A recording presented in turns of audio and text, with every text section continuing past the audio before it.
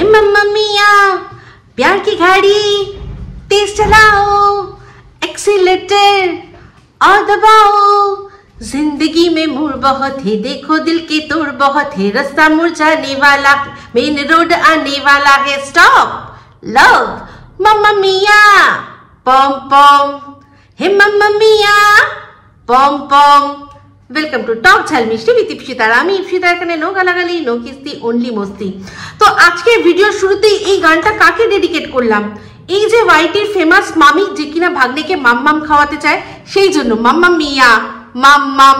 তো প্রশ্ন একটাই যে মাম ভাগনা কি বলেছে, মাম কি খাবো না মামি? আমি কি মাম খাবো না? খুঁজেই তো পাচ্ছি না। মাম আছে, আদেও আছে? মামা কি নিয়ে থাকে? এইরকমই হয়তো বলেছে আর ভিমি খেয়ে পড়ে গেছে। সেই জন্যই কিনা মা যখন বলল যে এখানে থাকা চলবে না, চলে যেতে হবে, তখন সুসুর করে চলে গেল। কারণ রোজ রোজ কার ভাল লাগে এপ্রিল ফুল হতে? সেই জন্য তার উপর জোর করে নিজের মুখেই বলেছে, কিন্তু যতক্ষণ না পড়া পারতো ততক্ষণ আটকে রাখতাম জোর করে। একটা সিনেমা দেখেছিলাম, সাউথ ইন্ডিয়ান সিনেমা, সেখানে একটা টিচার ছিল, ব্যাড টিচার। সে না সবাইকে ক্লাস থেকে বার করে দিয়ে এক একদিন এক একজনকে সিলেক্ট করতো আর তাকে আটকে রাখতো, রেখে পড়া না পারার বাহানায় তাকে বিভিন্ন রকমভাবে মোলেস্ট করতো। তো এও বুঝতেই পাচ্ছেন, ছোট ছোট বান্টুর প্রতি প্রচুর ওর মানে চাহিদা। সেই একদম ধরে চেপে কোচলে রেখে পড়া না ছাড়, পারলে তো ছাড়বই না। সেই জন্য পড়াটা ভালো করে দিত, মামি পুরো স্যাটিসফাইড হতো। তারপর নে ছেড়ে দিয়েছি, যা চলে যা, আবার কালকে আসিস। এই হচ্ছিল ওর রোজকার দিনচর্যা। তো সেই রকম ভাবেই শুনতে পেয়েছি এখন যাদের সাথে খুব ভালো সম্পর্ক ছিল তারাই এখন সমস্ত কিছু রিভিল করছে, সে সমস্ত কিছু কথা আসছে সবার সামনে। এর খুব শখ অন্যের কমেন্ট বক্স থেকে কমেন্ট তুলে নিয়ে ভিডিও করা, কারণ নিজের তো কিচ্ছু নেই। জবের দিকে গিয়ে মন্দিরার কাছে জীব আর বিবেক বিক্রি করেছে, তবের থেকে মানে চিন্তার শক্তি হারিয়ে ফেলেছে, একদম হারিয়ে ফেলেছে। ওকে শুধুমাত্র যেটুকু বলতে বলা হয় ও ভিডিওর মধ্যে সেটুকুই বলে। সে যতই ও দেখছে, বুঝছে যে যেটা আমি বলছি সেটা ভুল বলছি, এই মানে কোনোভাবে যুক্তি দিয়ে বিচার করতে চায় না। যদিও সেটা পরবর্তীকালে যখন মানে সম্পর্ক নষ্ট হয়, যে বলেছিল আর কি, যেমন ধরুন মন্দিরা যেমন বলেছিল যে এই সময় এইগুলো এইগুলো এইগুলো ভিডিও করা হয়ে গেছে, হয়নি তো ঠিক আছে, এই পয়েন্টটা অ্যাড করে দিও, এটা এরকম ভাবে বললে কেন, এটা ঠিক এরকম হলো না। মানে এই যে যেরকম ধরুন আমি বলেছি না এর আগে যে ফরমাইশি ভিডিও, যেরকম আমরা ধরুন টেলারের দোকানে গিয়ে বলি না হাতাটা না ছোট করে দেবে, ডিপ গলাটা একটু ডিপ করে দিও, আর একটু টাইট করে দিও, হ্যাঁ, এই যে এরকম ভাবে যে ফরমাইশ করি আমরা, সেরকম ভাবে একে দিয়ে সেরকম ভাবে ভিডিও করানো হতো। সেটা এখন ও স্বীকার করছে। আমরা কিন্তু যারা মোটামুটি বুদ্ধি রাখি তারা তখনই বুঝে গেছিল। আমি তো বলেই দিয়েছিলাম যে ভিডিওর ওপরে ওই পেইড প্রমোশন বলে একটা থাকে না, যে this is a sponsored video, এরকম ভাবে লিখে ভিডিও করতে হতো।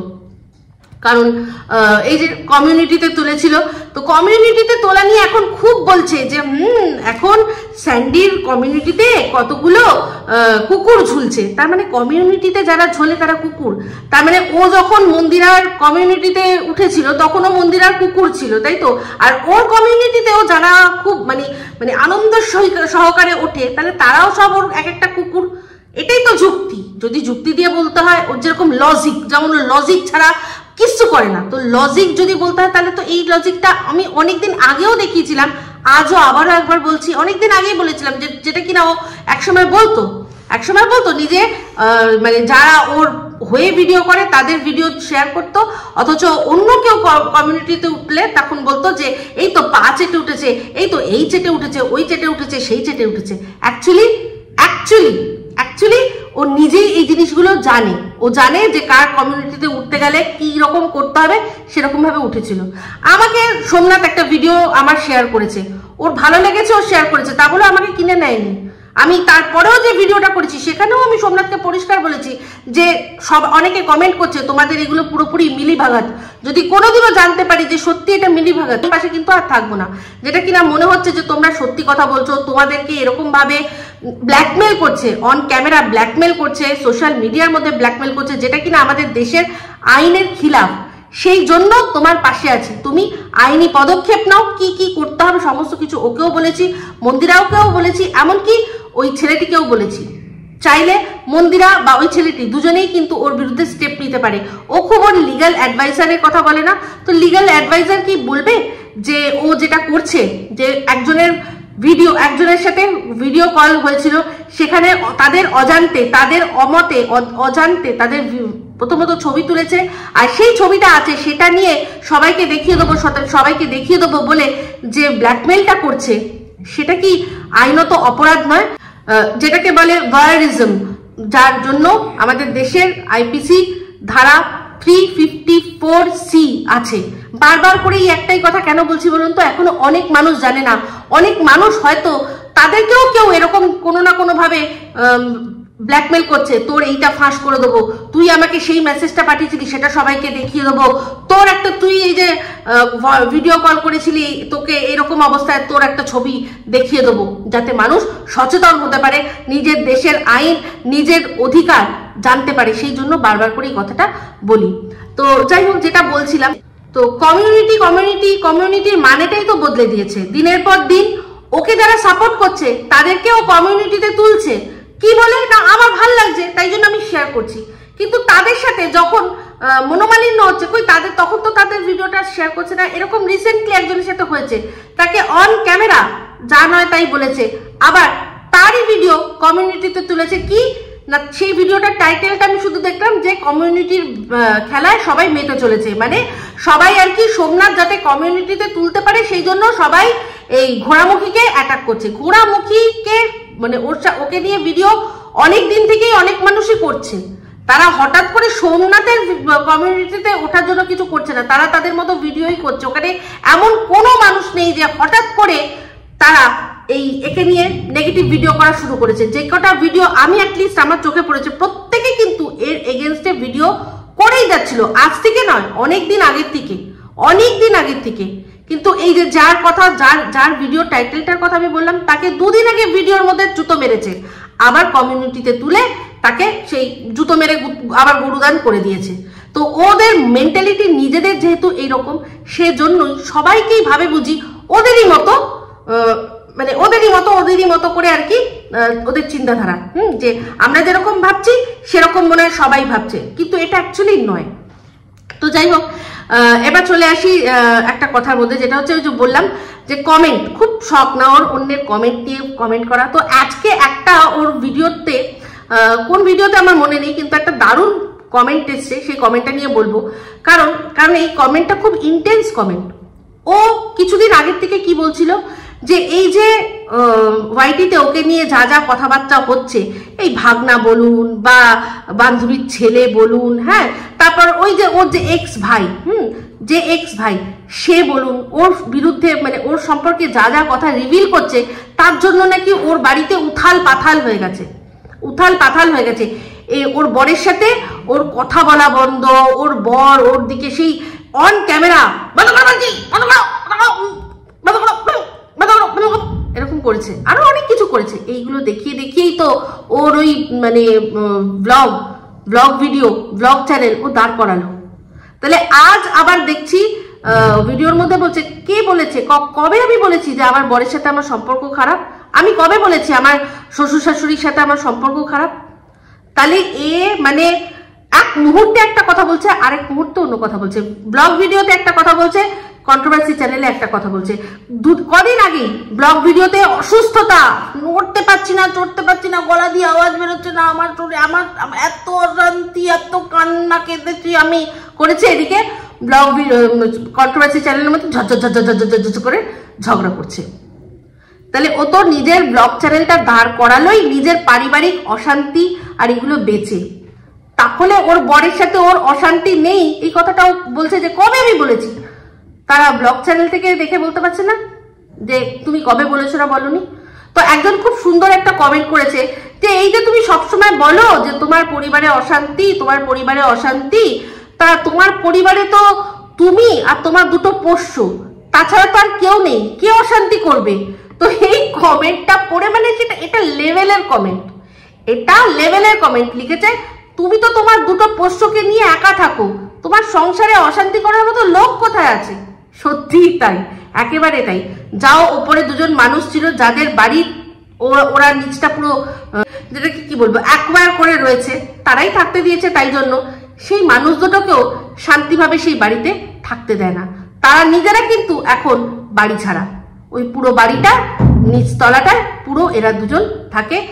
এই বর সকালবেলা দুটো যা হোক খেয়ে বেরিয়ে যায়, আর এ সারাদিন বসে এই অসভ্যতামিগুলো করতে থাকে, সারাদিন বসে। আজকে এই ঘোড়ামুখী ও বলছে যে এই যে মন্দিরা সোমনাথের সাথে ওর যে হঠাৎ করে আবার কন্ট্রোভার্সিটা শুরু হয়েছে, সেটার জন্য নাকি সোমনাথের একটা কমিউনিটি পোস্ট দায়ী, একটা ভিডিও দায়ী, একটা 43 মিনিটসের একটা ভিডিও, সেটা নাকি দায়ী। তার আগে নাকি ও ওদের নিয়ে কোনো কথাই বলছিল না। বাট ও তো একদিন না বলুক, দুদিন না বলুক, ও তো ওই বিষয়টা নিয়ে যখন যখন মনে হয়েছে যেটা যেটা বলার ও তো বলেছে। সে মারিয়াকে অ্যাটাক করে হোক, সে ওদের মন্দারমণিতে যাওয়া নিয়ে হোক, ওদের প্রত্যেকটা জিনিস নিয়ে যে ঘুমিয়ে ওরা যে ভিডিও করছে, যে কি যেন মানে সারাক্ষণ নেশার ঘুরে রয়েছে, এই ধরনের সমস্ত কিছু নিয়ে ও তো দিনের পর দিন বলে যাচ্ছিল। ও কোন মুহূর্তে ওদেরকে ছেড়ে দিয়েছে? যখন মনে হয়েছে রাহুলকে বলার তখন বলেছে, সোমনাথকে বলার তখনও বলেছে, এই সমস্ত কিছু সব ও মন্দিরা মানে পুরোপুরি এই রাহুল ওর জীবন থেকে চলে যাওয়ার পরও ও একটা মুহূর্তও কিন্তু একদিন দুদিনের জন্য হয়তো স্টপ থেকেছে, বাট পুরোপুরি এই বিষয়টা থেকে বেরিয়ে আসেনি। ও বলেছে, সমানে বলে গেছে। আজকে যে কথাগুলো ভিডিওর মধ্যে নেই সেই কথাগুলো কেন বলবো? কিসের জন্য বলবো? আমাকে যদি একটা মানুষ বিশ্বাস করে বলেছে, সেই কথাটা আমি তার উপর রাগ হবে বলেই আমি বলে দেবো? এটা তো মানে কোনো মানসিক রোগীরা ছাড়া সুস্থ মস্তিষ্কের মানুষরা করতে পারবে না। আর ও প্রত্যেকটা সময় এই অসুস্থ তার ও প্রমাণ দিয়ে গেছে।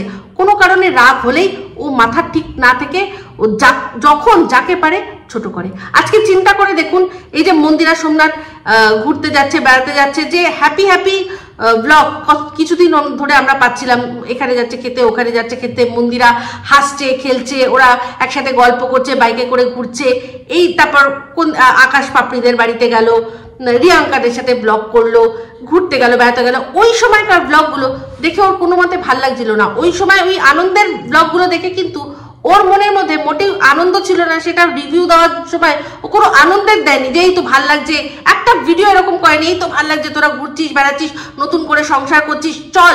সমালোচনার মানে কি শুধু তাদের দোষগুলো, তাদের ভুলগুলো খুঁজে বার করবো তা তো নয়।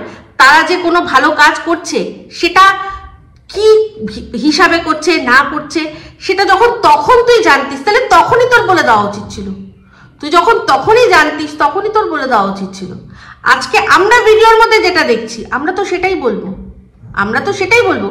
তখন ওর কিন্তু একবারও এরকম ধরনের ভিডিও আসেনি যেটাতে ও ওদের দুজনের এই সম্পর্কটাতে ওরা যেভাবেই হোক চেষ্টা করছে, সে গ্যাটিস লাগিয়ে হোক, সে ফেবিকুইক দিয়ে হোক, ফেবিকল দিয়ে হোক, যা দিয়ে হোক জোড়ার চেষ্টা করছে, ও কিন্তু একবারও সেটা অ্যাপ্রিসিয়েট করেনি। উল্টে সেটাকে এরকমভাবে বলে, মানে এমনভাবেই বলেছে, মানে এমন ডিপ্রেসিভ ভাবে সেই জিনিসটাকে দেখিয়েছে।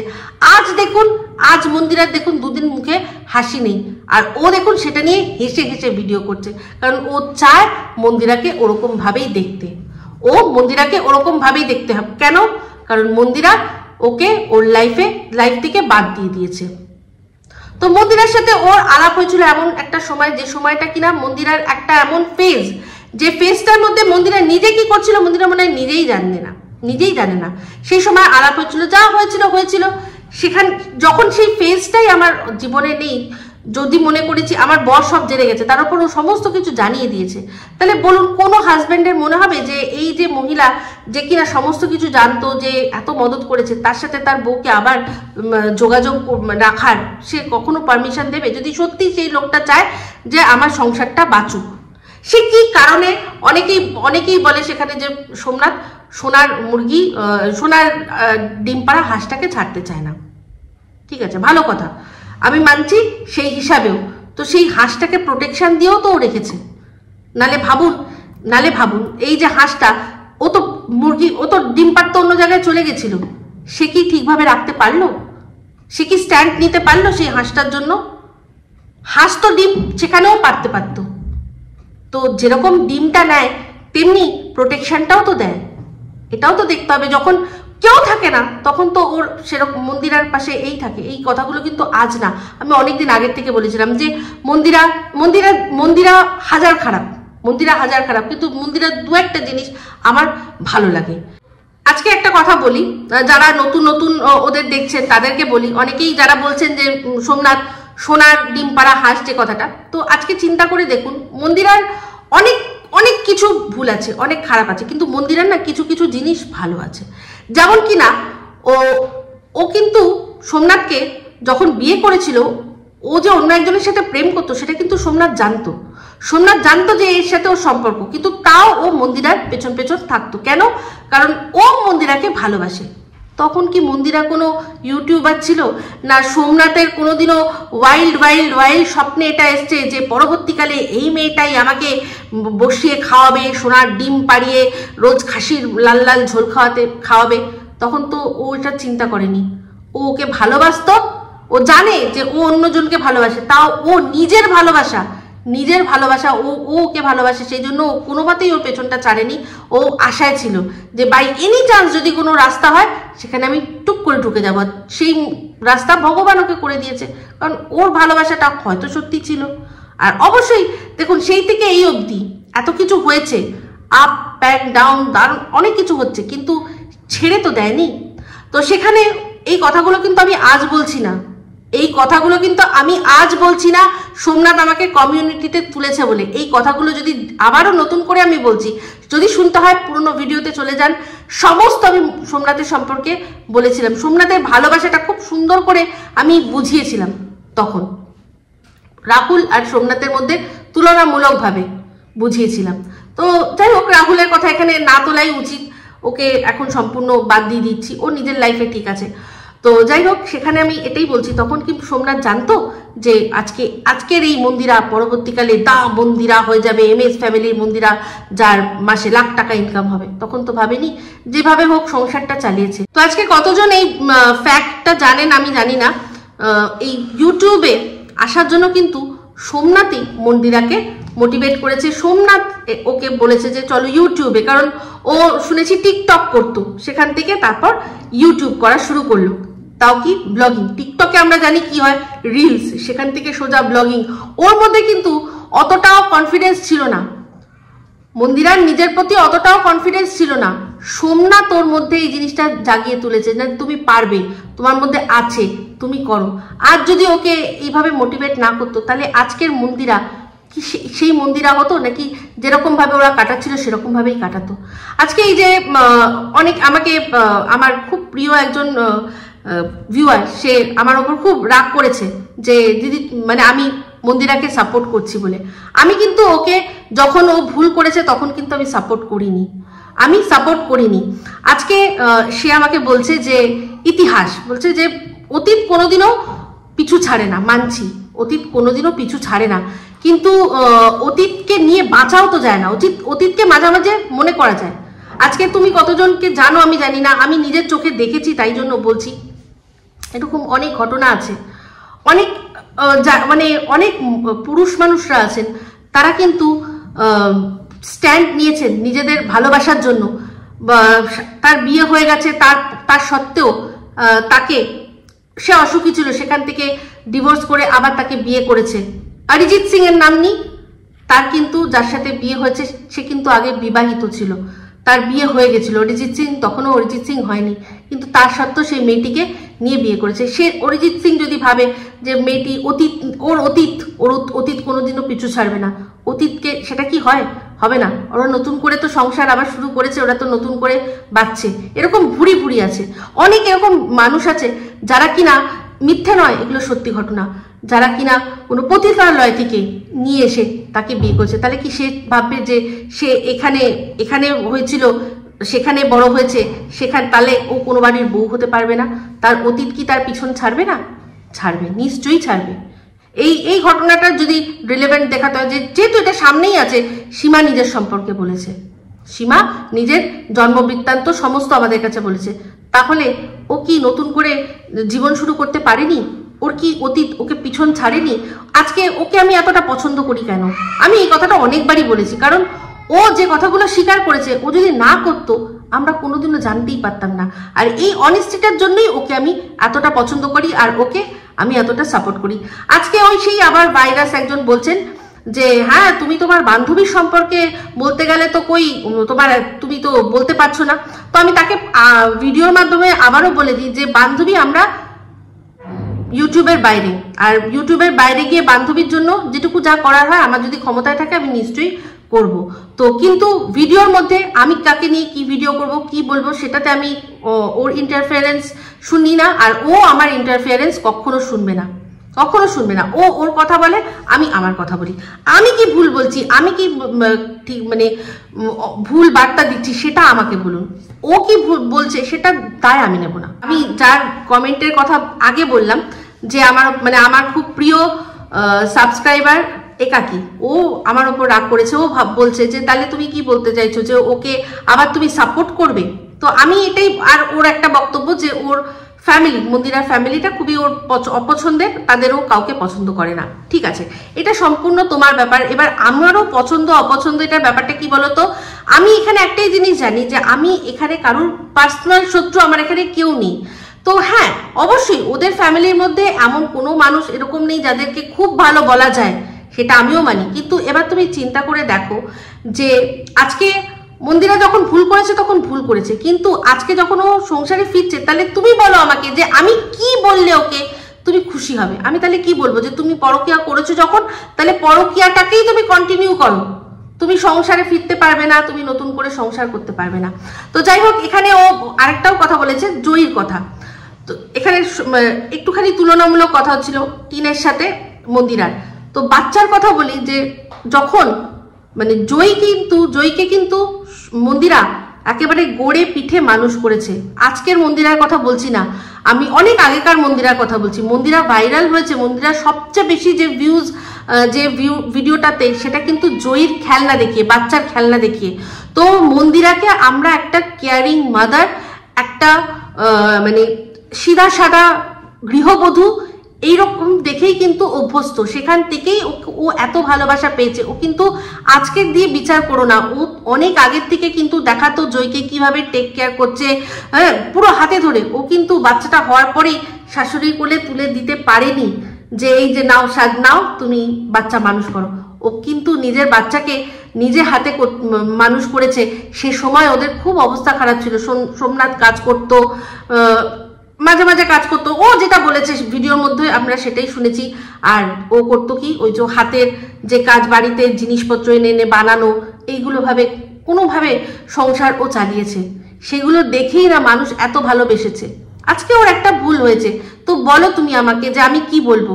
যে ভুল যখন একটা করেছো সেই ভুলটা নিয়েই তোমায় থাকতে হবে, তোমায় থাকতে হবে।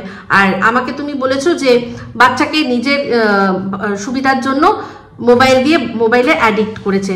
তো এই দোষটা কিন্তু আজকাল তাহলে তোমাকে প্রত্যেকটা বাচ্চার মাকে দিতে হবে, কারণ আজকের ডেটে এমন কোনো বাচ্চা নেই যে বাচ্চা মোবাইল ছাড়া খায় বা মোবাইল না দেখে মোবাইলের সাথে তার কোনো সম্পর্ক নেই, খুব কম। তুমি প্রত্যেকটা ব্লগ তুমি দেখো, আমি নাম ধরে ধরে বলবো তাহলে তুমি বুঝবে। তুমি স্নেহাজিতের দেখো, তুমি ইনসাইড আউটের রিহুকেও দেখো, ওরও হাতে মোবাইল থাকে, অন্তত খাওয়ার সময় থাকে। সুরজিৎ সাহার মেয়েকে দেখো, যখনই দেখায় সবসময় হাতে মোবাইল থাকে। এরকম প্রত্যেকটা বাচ্চাটা কাউকে করে দিতে হয়নি, ওদের নিজেই হয়ে গেছে। হ্যাঁ, এবার ওরা এত ছোট, ওদেরকে আমার নিজের ছেলে, আমার ছেলে, তো আমাদের এগুলো কি আস্তে আস্তে আস্তে আস্তে ছাড়াতে হবে। তো এই দোষটার জন্য দোষী আমি ওকে বলতে পারবো না, এই দোষী আমরা এখন কম বেশি প্রত্যেকটা বাবা মা এই জিনিসটার মধ্যে কম বেশি দোষী। তো যাই হোক, এবার যে কথাটা বলবো সেটা হচ্ছে গিয়ে যে মন্দিরার কথা বলছিলাম, যে মন্দিরার কিন্তু প্রচুর মানে দোষ যেমন আছে তেমনি গুণ। যেমন কিনা আজকের ডেটে যেখানে আমরা দাঁড়িয়ে দেখি যে সন্তানরা, এরকম প্রচুর সন্তান আছে বাবাকে মাকে নিয়ে রাস্তায় বেরিয়েছে, একটু বসো জলের বোতল নিয়ে আসছি বলে কোনো বাস স্ট্যান্ডে, কোনো রেলওয়ে স্টেশনে বসিয়ে দিয়েছে, দিয়ে চম্পট সেই বৃদ্ধা বসে আছে, এই তো আসবে, ছেলে বলেছে ট্রেনের টিকিট কাটতে, আমরা বেড়াতে যাব, টিকিট কাটতে গেছে, বা বলছে ছেলে জলের বোতল আনতে গেছে, আমার জন্য খাবার আনতে গেছে বলে অধীর আগ্রহে বসে আছে, তো বসেই আছে। সেই রকম যুগে দাঁড়িয়ে আজকে মন্দিরা ওর বাবার জন্য যেটা করছে সেটা অ্যাপ্রিসিয়েট করার মতো নয়। তার উপর সেই যে বাবা কিনা কিছুদিন আগে ওর সাথে যখন স্বার্থে একটু উচনিচ হয়েছিল, মন্দিরাকে কিন্তু ছোট করতে ছাড়েনি। কিন্তু এই বাবার কথাই আবার বলবো, যারা অনেক আগের থেকে দেখেছেন মন্দিরার ভিডিও, যে সময় ওদের অবস্থা খুব একটা ভালো না, ইউটিউব সবে সবে শুরু করেছে, সেই সময়কার ভিডিও যদি দেখেন তাহলে দেখবেন বাবার সাথে যাচ্ছি বাজার করতে, বাবা আজ বাজার করে দিল, বাবা এই যে এই জিনিসটা বাবা দিল, ওই জিনিসটা বাবা দিল, বাবা না এটা এনেছে খাবো, বাবা না সেটা এনেছে খাবো। সেই জিনিসগুলো কিন্তু ওর বাবা সে সময় তখন ক্ষমতা ছিল যেভাবেই হোক উনি কিন্তু করেছেন। আমি ব্লগের মধ্যে প্রচুর ব্লগে দেখেছি, আমরা নিজেদের মধ্যে আলোচনা করতাম, বাবাই তো দেখি সব করে, হ্যাঁ তাহলে সোমনাথ কি করে, এরকম তখনও আমরা আলোচনা করেছি। তো যখন সোমনাথের যখন কাজ ছিল না তখন বাবা কিন্তু হেল্প করেছে, ওদের ব্লগের মধ্যে যেটা দেখেছি সেটা বলছি। তো সেই বাবার সেই উপকারটা ভুলে না গিয়ে মন্দিরা যে আজকে বাবাকে নিয়ে চিকিৎসা করাচ্ছে, যেটুকু ওর সাধ্যের মধ্যে আছে সেটুকু করাচ্ছে, সেই জিনিসটা অ্যাপ্রিসিয়েট করার মতো নয়। আমি তো অ্যাপ্রিসিয়েট না করে থাকতে পারলাম না। প্রচুর মানে শিক্ষিত মানুষকে দেখেছি তারা বাবা মাকে অস্বীকার করছে।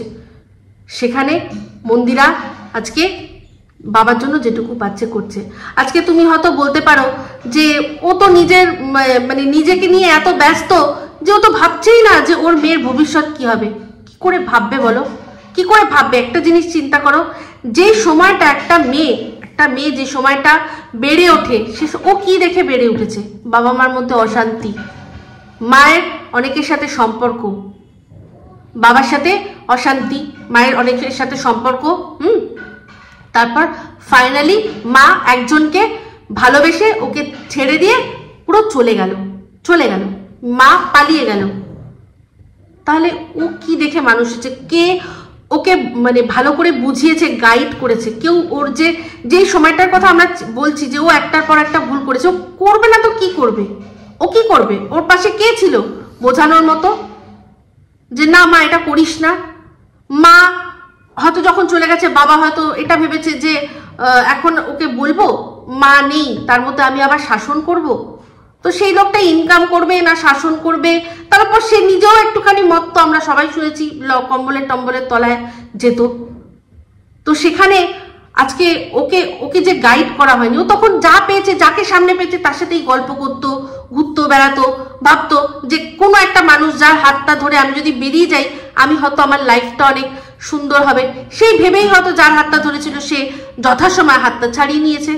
কিন্তু ভগবানের কাছে বলবো একটাই, যে যাই হয়েছে না হচ্ছে, সোমনাথের মতো একটা ছেলে ওর লাইফে এসছে, ও যদি এখনো না বোঝে তাহলে কিন্তু আর ওর ক্ষমা নেই। আমি বলেইছিলাম একটা কথা, যে আপনাদের সাথে শেয়ার করেছিলাম, পাপ, অতি পাপ, মহাপাপ, তাই তো? তো আমি বলেছিলাম যে মন্দিরা যেটা করেছে মহাপাপ আমার কাছে। কেন? কারণ যার সাথে সম্পর্ক করেছিল তাকে ও ভাই বলে ইন্ট্রোডিউস করেছিল। যেমন কিনা বলেছিলাম যে আজকে সীতা হরণ করেছিল, সেটা তো অতি পাপ, রাবণ সীতা হরণ করেছিল অতি পাপ, কিন্তু সেটা মহাপাপ কখন হলো? কারণ ও সাধু বেশে গিয়ে হরণ করেছিল। এই কথাগুলো আমি সুন্দরভাবে অনেক ডিটেলসে আলোচনা করেছি। তো কিন্তু সেই অতি পাপ বা মহাপাপের ক্ষমা করবে না করবে, আজকে রাবণ শিবের কাছে ক্ষমা চেয়েছে, শিব বলছে আমি ক্ষমা করতে পারবো না। কিন্তু মন্দিরা কার সাথে অন্যায় করেছে? মন্দিরা অন্যায় করেছে সোমনাথের সাথে। তাহলে সোমনাথ যদি ওর মহাপাপটাকেও ক্ষমা করে দিয়ে ওর সাথে থাকে, সেখানে আমি বা আপনি বলার কি? আমি এটা মনে করি আমি এখানে বলার কেউ না। আর আমার এখানে বক্তব্য একটাই, যে যার সাথে যে থাকবে সেটা তার সম্পূর্ণ ব্যাপার, এটা সে বিচার করবে যে আমি ওকে আবারও একটা চান্স দিলাম, আমি কি আমার জীবনের শ্রেষ্ঠ ভুলটা করলাম নাকি শেষ চেষ্টাটা করলাম, সেটা তার ব্যাপার। আমি শুধু করতে পারি কি, ভিডিও দেখবো, দেখে কোনটা ভুল কোনটা ঠিক, ওদের বডি ল্যাঙ্গুয়েজ বোঝার চেষ্টা করব, ওদের চোখ কি বলছে বলছে সত্যি না মিথ্যে সেটা বলার চেষ্টা করব, যে কাজগুলো করছে তার মধ্যে এমন কোনো কাজ সেই কাজগুলো সমাজে বাজে বার্তা পৌঁছাচ্ছে কিনা সেটা দেখবো। যে সময় লাইভ করেছিল ওরকম খেয়ে ধুনে দিয়ে ছেড়েছি, কিন্তু আজ যখন দেখছি যে এইরকম একটা সিচুয়েশন যেখানে কিনা একটা মেয়ে তার বাবার পাশে এরকমভাবে দাঁড়িয়েছে আজকের এই ডেটে, তো অবশ্যই সেই জিনিসটাকে অ্যাপ্রিসিয়েট না করে পারছি না। আর যখন দেখছি যে মনে হচ্ছে ওরা একসাথে থাকবে, ঠিকঠাকভাবে থাকার চেষ্টা করবে, ভেতরে কি আছে অত গভীরে গিয়ে তো আমাদের লাভ নেই। আমরা তো সংসার করব না, আমাদের লাইফ আমাদের লাইফ, ওদের লাইফ ওদের লাইফ। ওরা যেহেতু লাইফটা দেখাচ্ছে আমরা সেটা নিয়ে টিপ্পনি করতে পারি, দুটো গালাগালি দিতে পারি, ভালো কথা বলতে পারি, ভালোবাসতে পারি, যাই করতে পারি, বাট আলটিমেটলি এটা ওদের লাইফ। কোনো কিছু চাপিয়ে আমি তো দিতে পারবো না। তবে হ্যাঁ, যখন পরকীয়া করেছিল সেটা আমি কোনোভাবেই কারোরই পরকীয়াকে আমি কোনোভাবে জাস্টিফাই করতে পারি না। পরকীয়া একমাত্র একটা এমন জিনিস, সেটা হচ্ছে ভণ্ডামি লক্ষণ। তখন ভণ্ডামি ছিল, ও করেছে। এখন সেখান থেকে আমি কিন্তু এটাও বলেছিলাম যে ও কিন্তু ওকে ছেড়ে দিয়ে সোমনাথের কাছে আসেনি, ও ছেড়ে দিয়েছে বলে সোমনাথের কাছে এসছে। কিন্তু সেটাতেও যদি ও এখন বুঝে সুঝে যদি মনে করে যে হ্যাঁ সংসারটা ও আবার করবে ঠিকভাবে নিজের মেয়ের কথা ভেবে, তাহলে আখেরে ওরই লাভ হবে, আমাদের কারোর কিচ্ছু হবে না, কিচ্ছু হবে না। তো যাই হোক, এই ভিডিওটা এবার আমি শেষ করে দেবো, কিন্তু দালালকে কিছু কথা না বললেই নয়। দালাল আজকে শুনলাম ও আরশকে জারদ সন্তান বলেছে, তার উপর ওর দেশের নাম তুলে জারদ সন্তান বলেছে। তা বলি, তুই যে নিজেকে সিংহী বলিস, তা তোর মা গেছিল জঙ্গলে না সিংহ এসেছিল তোদের বাড়িতে? জারদ সন্তানের মানে জানিস? মানুষের বাচ্চা না, মানে মানুষের বাচ্চা নিজেকে সিংহ বলছে, এটাই তো জারদ সন্তানের প্রধান লক্ষণ।